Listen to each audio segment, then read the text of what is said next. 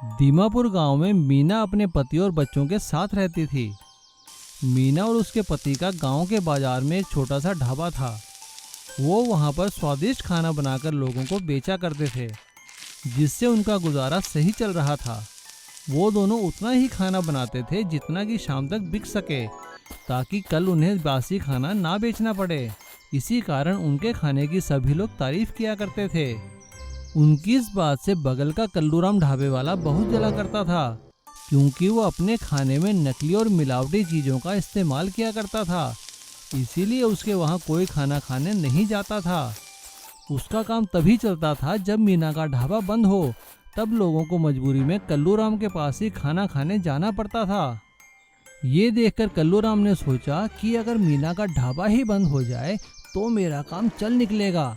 उसने गांव के गुंडे सुरेश को बुलाकर मीना के ढाबे में चोरी करने को कहा। अरे सुरेश, एक काम करना, रात को मीना के ढाबे का सारा सामान चुराकर मेरे खेत वाले घर में रख देना। इनका सामान ही नहीं रहेगा तो क्या बनाएंगे। नया सामान लाते लाते इन्हें बहुत समय लग जाएगा और तब तक तो मेरा काम काफ़ी चल निकलेगा। ठीक है कल्लू दादा, आपका काम हो गया समझो। अगले दिन सुबह जब मीना अपने पति के साथ ढाबे पर आती है तो सारा सामान गायब देखकर परेशान हो जाती है। हे भगवान, ये क्या हो गया? हमारे ढाबे पर चोरी किसने की? मुझे तो ये पड़ोस वाले कल्लू पर शक हो रहा है।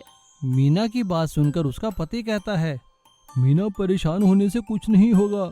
हमें दोबारा से सारा सामान खरीदना पड़ेगा और मैं पुलिस में तो रिपोर्ट कराऊंगा ही सही। वो दोनों पुलिस थाने जाकर रिपोर्ट करवा देते हैं। पुलिस आकर अपनी कार्रवाई शुरू कर देती है, लेकिन वो लोग सोचते हैं कि अब ढाबे पर क्या बनाकर लोगों को खिलाएं। तभी उन्हें याद आता है कि लकड़ियों के नीचे कुछ सब्जियां और आटा रखा हुआ था। तभी मीना को एक आइडिया आता है। वो सारी सब्जियों को उबालकर उसमें नमक, मिर्च और मसाले मिलाती है और आटे के छोटे छोटे गोले बनाकर उनके मोमो बना देती है। और जो भी उसके ढाबे पर आता है उसको वो मोमो खिलाती है। लोगों को उसके हाथ के बनाए मोमो बहुत अच्छे लगते हैं, जिससे उनकी दुकान पर फिर से भीड़ लगनी शुरू हो जाती है। और कल्लूराम का उनको बर्बाद करने का सपना अधूरा रह जाता है, क्योंकि पुलिस अपनी कार्रवाई करके कल्लूराम के खेत वाले मकान से उनका चोरी का सारा सामान पकड़ लेती है। मीना का ढाबा फिर से खुल जाता है, लेकिन अब खाने के साथ साथ उसके मोमो की बिक्री भी बहुत बढ़ जाती है और लोग मीना को मीना मोमो वाली के नाम से जानने लगते हैं। एक गांव में श्याम नाम का एक आदमी रहता था। वो बहुत ही गरीब था। वो शहर में एक इलेक्ट्रॉनिक्स की दुकान पे रिक्शा चलाने का काम किया करता था। वो बहुत ही ईमानदार था। उसकी बीवी कमला गांव में लोगों के घरों में काम करके अपने पति का हाथ बटाया करती थी और उसके दोनों बच्चे स्कूल में पढ़ने जाया करते थे। श्याम का छोटा सा परिवार अपने कम साधनों में बड़ी सुखी से रहा करता था। एक साल गर्मियों के मौसम में जब श्याम घर वापस आया तो उसने अपनी पत्नी से कहा, कमला, आज मैं बहुत थक गया हूँ, बाहर बहुत गर्मी है। उसकी बात सुनकर उसके बेटे ने उससे कहा, हाँ पापा, बहुत गर्मी है। आप घर में एसी क्यों नहीं लगवा देते? हमारे स्कूल में एसी लगा है, बहुत ठंडी हवा आती है। उसकी बात सुनकर उसकी बड़ी बहन ने उससे कहा, अरे संजू, पता है एसी कितना महंगा आता है? और तुझे पता तो है हमारे पास इतने पैसे नहीं हैं। चल, मैं तुझे पंखा कर देती हूँ, तू सो जा चुपचाप। और ऐसा कहकर श्याम की बेटी अपने भाई को पास पड़े अखबार से हवा करने लगती है और वो सभी सो जाते हैं। लेकिन श्याम के मन में अपने बच्चों की बात घर कर जाती है और वो सोचता है कि अपने सेठ जी से एक एसी मांग लेगा। अगले दिन जैसे ही श्याम अपनी दुकान पर पहुंचता है तो उसका सेठ उससे कहता है, अरे भाई श्याम, ये 4 एसी जरा राधानगर में देकर आ जाओ और हाँ, जल्दी देकर वापस आना। जी सेठ जी, आपसे एक बात करनी है। भाई बात बाद में, तुम पहले एसी देकर आओ, ठीक है। श्याम एसी लेकर राधानगर के लिए निकल पड़ता है और वहाँ पर लोगों के एसी देकर जब वो वापस आता है तो देखकर हैरान रह जाता है कि एक आदमी दुकान लूट रहा था। तभी श्याम को छोटे दरवाजे के पास पड़ा एक डंडा दिखाई देता है और वो हिम्मत करके उस डंडे से उस लुटेरे पे वार कर देता है। अचानक हमला होने के कारण वो लुटेरा संभल नहीं पाता और वो वहीं गिर जाता है। लुटेरे को गिरता देखकर बाकी स्टाफ और सेठ जी लुटेरे को पकड़ लेते हैं और उसे पुलिस के हवाले कर देते हैं। सभी लोग श्याम की बहुत तारीफ करते हैं। सेठ जी श्याम से कहते हैं, Oh God, pimple! Cut! Face wash ad audition. Oh, pimple! Cut! थोड़ा और ड्रामा। पर ड्रामा क्यों? पिंपल ही तो है। नया क्लीन एंड क्लियर, ये पिंपल रिड्यूस करे 1 वीक में और स्किन को रखे मॉइस्चराइज्ड।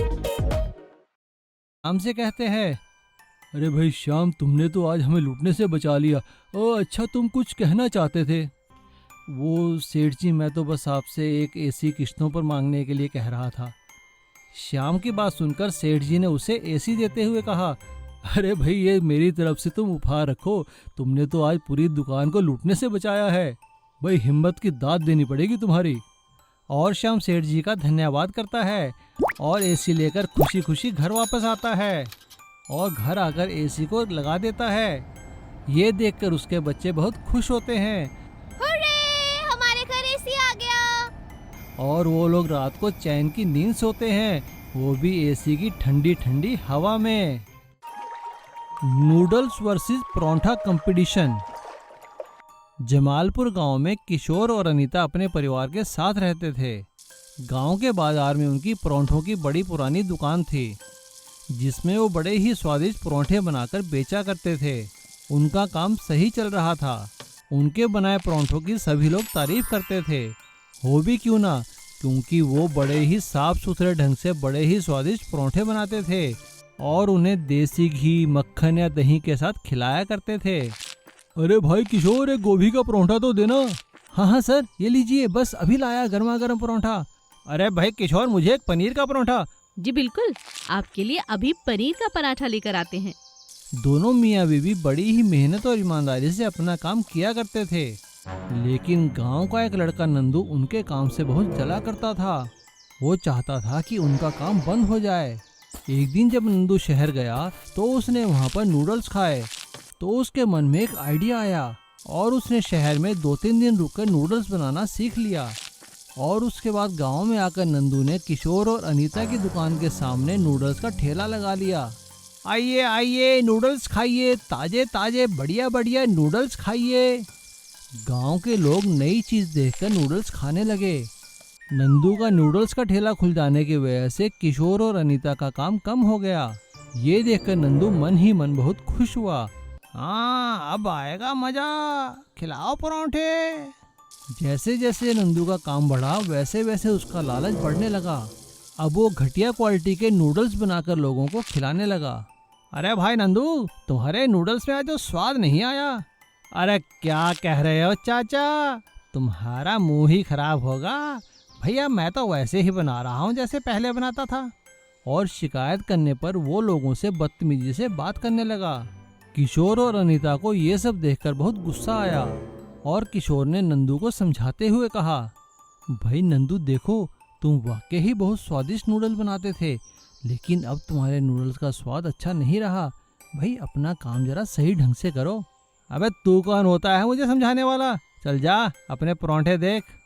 काम धंधा बंद हो गया तो मुझे आया समझाने। अनीता को उसकी बात बहुत बुरी लगती है और वो YouTube पर अच्छे अच्छे नूडल बनाना सीख लेती है। जब अनीता नूडल बनाना सीख लेती है तो किशोर को एक आइडिया आता है।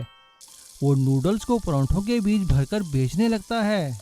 गांव वालों को उनके नूडल्स के परोंठे बहुत अच्छे लगते हैं और लोग फिर से किशोर और अनीता की दुकान पर आने लगते हैं, क्योंकि वहाँ उनको परोंठा और नूडल दोनों मिलते थे, वो भी अच्छी और बढ़िया क्वालिटी के। नंदू को अपनी गलती का एहसास होता है और वो वहाँ से अपना ठेला ले जाकर दूसरे बाजार में लगाकर सही ढंग से नूडल बेचने लगता है। तो अब किशोर और अनीता का भी काम चलता है और नंदू का भी, क्योंकि किशोर के एक आइडिया ने परोंठे और नूडल का कंपटीशन ही खत्म कर दिया था। अब लोगों को पराठा नूडल खाने को जो मिल रहा था। With Upstock's margin trading facility, 4x the power, same capital, up to 1.5 crore rupees. एक गांव में विनोद नाम का एक आदमी रहता था। वो बहुत ही गरीब था। उसके पास खेती के लायक अपने बुजुर्गों की दी गई थोड़ी सी जगह थी। वो उसी में काम करके अपने परिवार का गुजारा किया करता था। उसकी आधी से ज्यादा जमीन बंजर थी, इसीलिए उसका गुजारा बहुत मुश्किल से चला करता था। उसकी बीवी और बच्चे हमेशा उससे शिकायत करते रहते थे। अजी ऐसे कैसे गुजारा चलेगा, बच्चे बड़े हो रहे हैं, कोशिश करके तो देखिए, हो सकता है बंजर जमीन पर भी अनाज उग जाए। तुम ठीक कह रही हो रमा, मैं कल ही वहाँ पर कोशिश करता हूँ, शायद हमारी किस्मत ही खुल जाए। अगले ही दिन से विनोद ने अपनी बंजर जमीन पर काम करना किया। वो रोज खुदाई के औजार ले जाकर अपनी बंजर जमीन को फोड़ने लगा और वहाँ से पत्थर आदि साफ करने लगा। उसकी यह हरकत देखकर गांव के सभी लोग उसका मजाक उड़ाने लगे। एक दिन जब गांव के जमींदार वहाँ से गुजरे तो उन्होंने भी उसका मजाक उड़ाते हुए विनोद से कहा, अरे ओ विनोद वाह, ये क्या कर रहा है तू? अबे इस धरती पे कुछ नहीं उगने वाला, इसीलिए तो हमारे बुजुर्गों ने ये जगह तुम्हारे बुजुर्गों को दे दी थी। काहे अपना दिमाग खराब कर रहा है? आप बात तो ठीक कह रहे हैं जमींदार साहब, लेकिन शायद क्या पता यहाँ पर खेती हो जाए। अरे ठीक है भैया, जो तुम्हारी मर्जी चाहे करो। विनोद को उस जगह पर मेहनत करते काफी समय हो गया। एक दिन सुबह जब वहां पर खुदाई करने लगा, तभी अचानक उसे ऐसे लगा कि जैसे उसका कुदाल किसी लोहे से टकराया है। अरे ये आवाज कैसी? विनोद आवाज वाली जगह से पत्थर हटाने लगा और जैसे ही उसने वहां से पत्थर हटाए तो वो देखकर हैरान रह गया। उस धरती के नीचे एक काला तवा दबा हुआ था। अरे ये क्या तवा? चलो निकाल कर देखता हूँ, खाना पकाने के ही काम आएगा। विनोद ने वहां से उस तवे को निकाला और घर आकर अपनी बीवी रमा को सारी बात बताई। ये हमारे बुजुर्गों की निशानी है, मैं तो इसे संभाल कर रखूंगा। और ऐसा कहकर जैसे ही विनोद उस तवे को एक साइड में रखने लगा, तभी तवे से आवाज आई, विनोद, अरे ये तवा तो बोलता है। हाँ विनोद, मैं एक जादुई तवा हूँ। अगर तुम मुझ पर अनाज का एक दाना रखोगे तो उस दाने की लाखों रोटियां बन जाएंगी। ऐसा सुनते ही विनोद ने उस तवे को अपने आग जलाकर उसके ऊपर रख दिया और थोड़ा सा आटा लाकर उसके ऊपर रखा। देखते ही देखते वहां रोटियों का ढेर लग गया। ये देखकर विनोद और उसकी बीवी हैरान रह गए। अब उन्होंने सब्जियां काटकर उस पे रखी तो वहां पर पकी हुई सब्जियों का ढेर लग गया। विनोद और उसके परिवार ने खूब सारी रोटियां खाई और बाकी रोटियां पूरे गांव वालों को खिला दी। अब उनके दिन बदल चुके थे। विनोद ने गांव के बाहर सड़क पर एक ढाबा खोल दिया और उस जादुई तवे की बदौलत सबको पेट भरकर खाना खिलाने लगा। और वो खाने के बदले किसी से पैसे नहीं मांगता था, जो जिसके मन में आए वो ले लेता था, क्योंकि जादुई तवे की यही शर्त थी कि वो बिना स्वार्थ के उसका इस्तेमाल करेगा। विनोद, अगर तुम मेरा ऐसे ही इस्तेमाल करोगे तो मैं तुम्हें हमेशा तरक्की और समृद्धि दूंगा, समझे? Bikinis everyone! मैं रेडी नहीं